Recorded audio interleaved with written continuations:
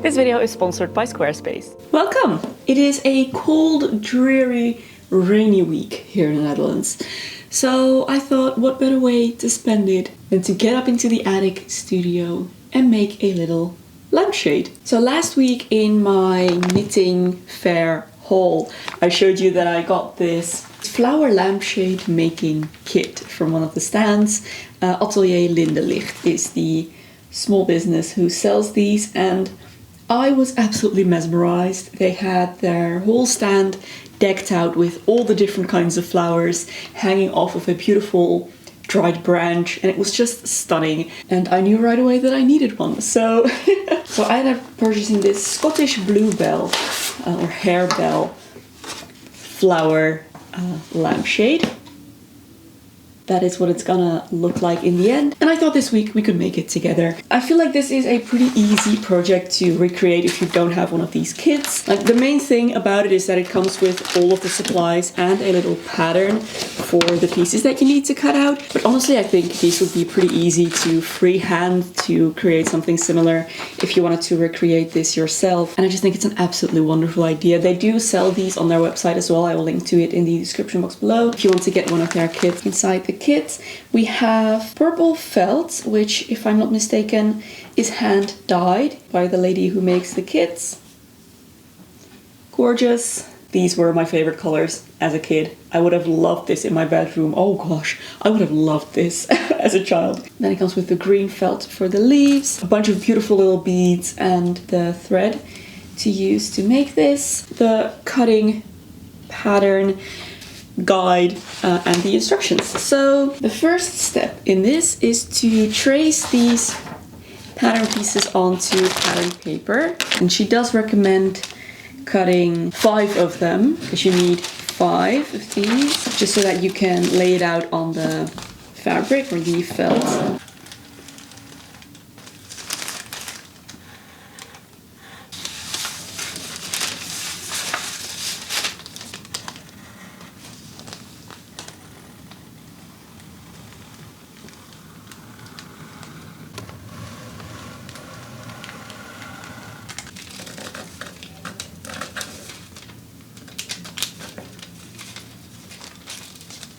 These scissors are horrendous. This is, like, in all my life, I have done a lot of decluttering. And out of all of those times I've decluttered, there is one thing I regret decluttering. When we lived in our tiny, tiny apartment in Amsterdam, I decluttered a bunch of scissors.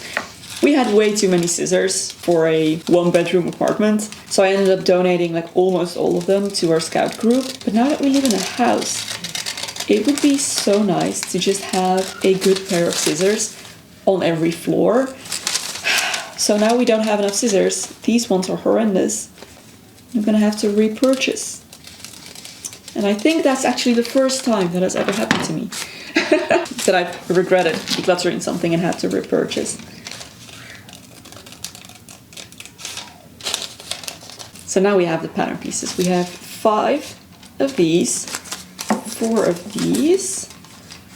This is gonna be the flowers, this is gonna be the little cap, and then 2 of these, which are this one but cut up, and this is gonna have a little button, and that's how you're gonna close it. Gonna take a little break from crafting here to thank today's sponsors. This video is very kindly sponsored by Squarespace. Squarespace is a fantastic online platform that can help you build a website if you run a small business or would like to put yourself out there on the internet for whatever reason. They make it super, super easy to build your perfect website from scratch. Their Blueprint AI system can help you set up a blank template, or actually not blank, it fills it with some stuff that is tailored to you. You choose the pages that you need on your website, the sections, the functionalities, and then it builds you this template that you can then go ahead and customize. It works through a really simple drag and drop system. It's very intuitive way to build websites. You don't need any kind of coding experience whatsoever. It's super visual. You're editing in the actual website like it's gonna look. You can preview on different devices as you're working on it, and they have lots of beautiful design features and options to make your website not only functional but visually beautiful as well and really attractive to your visitors. Alternatively, you could start with one of their pre-made templates. They have many that you can use to start from, or just for inspiration for your own website. If you're looking to build yourself a store or you sell things online, they have great options for that as well. You can sell digital products or physical products through your Squarespace website. They can help you with the back end of that, help you track orders, track shipping, calculate shipping costs, track your inventory. If you sell digital products, they can help you put things behind a paywall or ask for one-time payments. So you could offer online courses, memberships, whatever. It's really easy to onboard onto Squarespace payments so that your users have a smooth paying experience through your website. It's just really worth checking out if you're ever on the market for a website. So you can head to squarespace.com, start a free trial, play around with all of this, and then once you're ready to launch your website, you can head to squarespace.com/Loepsie and use code Loepsie to get 10% off of your first purchase of a website or domain. All right, so now that I have my pattern pieces, I'm ready to cut them out of the fabric or the felt. So let me pin this.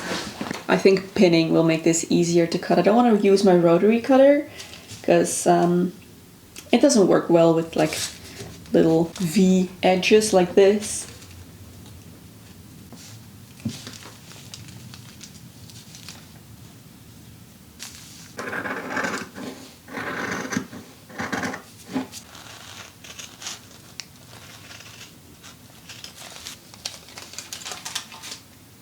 So pretty. Oh, this is gonna be gorgeous. Can't wait. Okay, so next I need to cut out the top petals.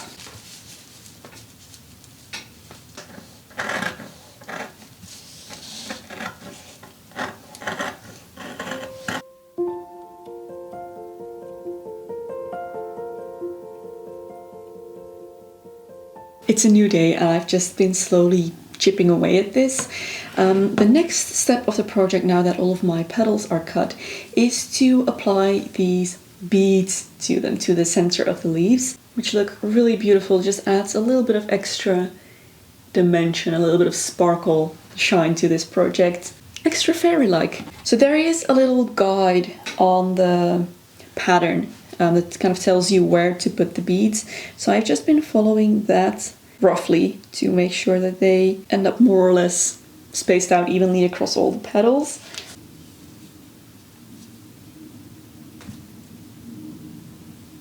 So I start by just tying a knot around the first bead, and the first three are pretty close together, so I just kind of place those right next to each other.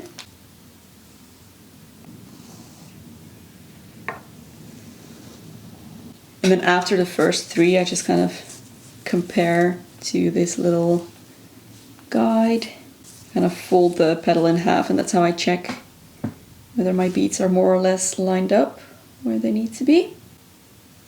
And let me tell you, this has already been such a lovely, relaxing project. I just love these little finicky, tiny little things, working with these little beads. Just makes me really happy. For the last one, I will just tie a little knot around the last bead again. And there we have a cute little beaded petal.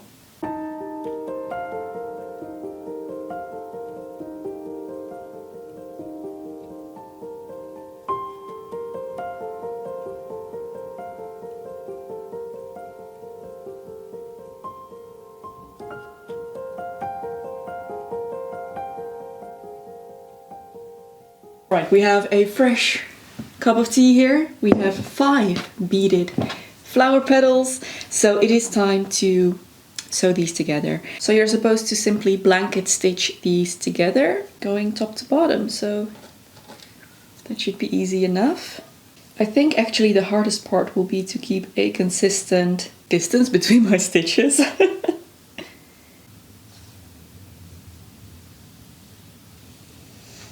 I suspect this is going to take a little while, so I will just keep chipping away at this and I will come back to you once all of these are attached.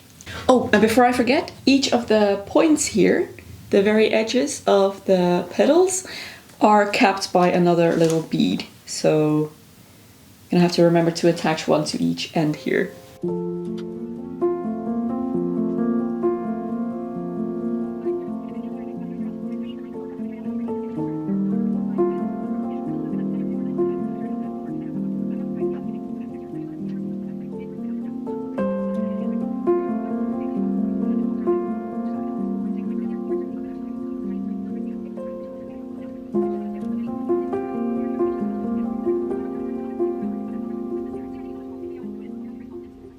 My desk here is becoming more and more of a mess, but we have the base, the lower petals completed, and oh, it looks absolutely adorable. I think this is just the cutest. So I've started working on the little like crown on top, and these small green petals, they all get a trio of beads in the center there, and then they're all sewn together in a very similar way, but just the bottom portion, because you need to obviously feed the cable through it for the actual light. So I'm just gonna keep on sewing, hand stitching all of them together. Oh, by the way, I feel like as I kept going with this, at first my stitches were really uneven, but it got better kind of automatically as I kept going. So I feel like they ended up quite all right. And as long as you don't look, you know, too up close, I think it looks pretty good. So just gonna keep going, and I will come back to you once this is assembled as well.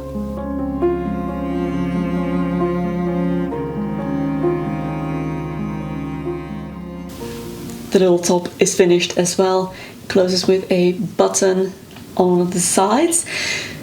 It's time for assembly. This is the actual little lampshade that you then put this over. Oh, I love what this does. It gives it a lot of structure and shape. Then you pop this over top of that, but we need to actually use the fitting for that.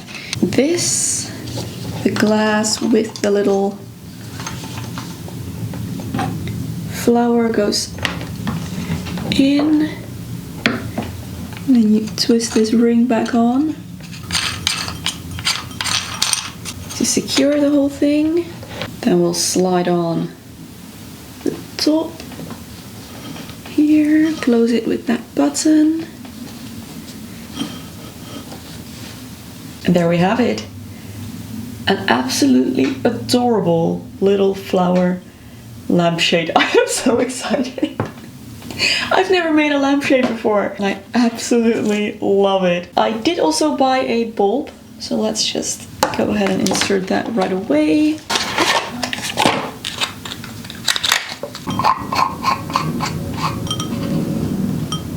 Alrighty, let's plug it in. There we go. Oh, it's so cute! And I love what the light does to this beautiful colored felt. It's absolutely stunning. I think I'm probably gonna keep it in my studio. I was considering maybe putting it up in my son's room, but he has so many lights all over his room that I wouldn't really know where to put it. And I think here it would look wonderful, just right there over my kind of tea time chatting corner backdrop.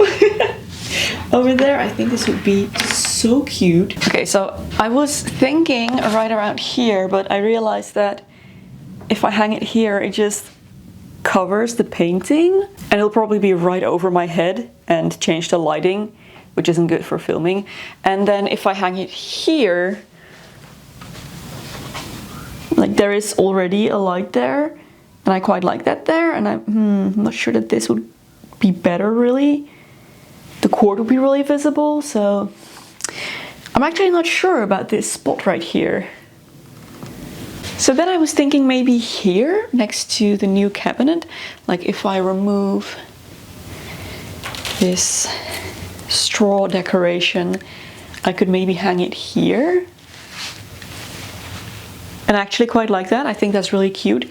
There's also actually an outlet here, so I could actually plug it in. So I might go for here, but then functionally it doesn't make much sense here. It'd be purely decorative, which is fine, by the way. We can definitely do that. Or I was thinking potentially in this corner, but once again, there's already a painting there. Although it doesn't hinder this one too much, I think. But again, it doesn't make too much sense here, and there is no outlet. So I would have to, but yeah.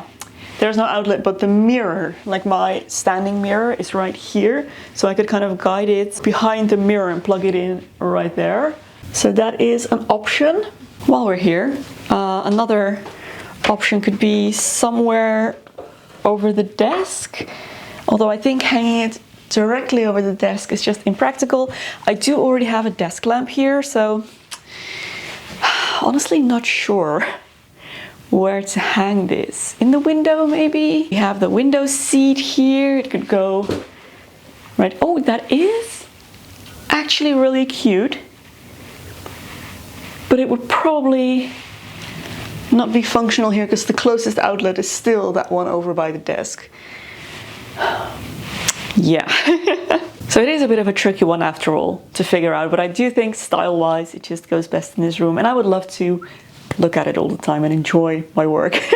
So thank you so much for being here, following along on my little crafts this week. I had a fantastic time making this. It was so relaxing and peaceful, and I feel like it reflects in the result. Like, this is just such a wholesome little craft.